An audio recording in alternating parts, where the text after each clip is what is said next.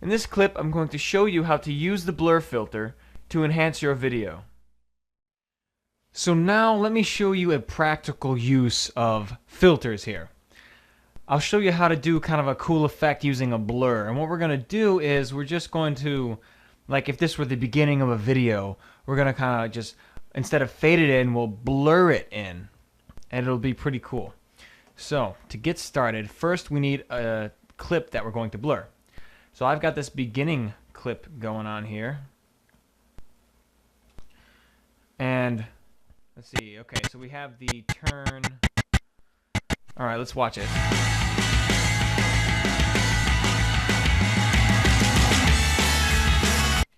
Okay, well that's kind of boring, huh? Right. So what I want to do to the clip is, because this side of the street is pretty dull, but this other side is really nice looking. So I think I'm just going to reverse the footage. And if you notice in my music here, I have that big downbeat right here. Let me play it for you. I have that downbeat marked. So I'm just going to go ahead and just drag the edge of my clip to that mark. And then I'm just going to go ahead and use Command and J. And that will bring up my speed modifier. And I'm just going to go ahead and click reverse. And then click OK. Alright, so now it's reversed my footage. So now what does it look like when I watch it?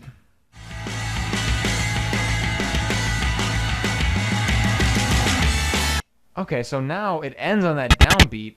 And it ends on this nice looking building instead of the cruddy nothing building. That happens to be right across the street, by the way.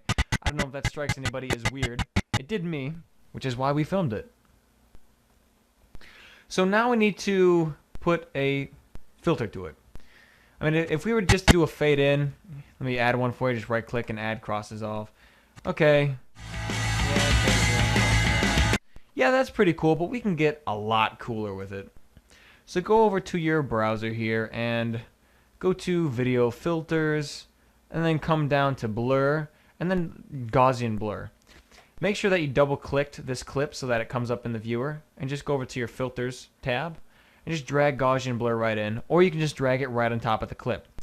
So now we have Gaussian blur. Now we're going to set some keyframes here.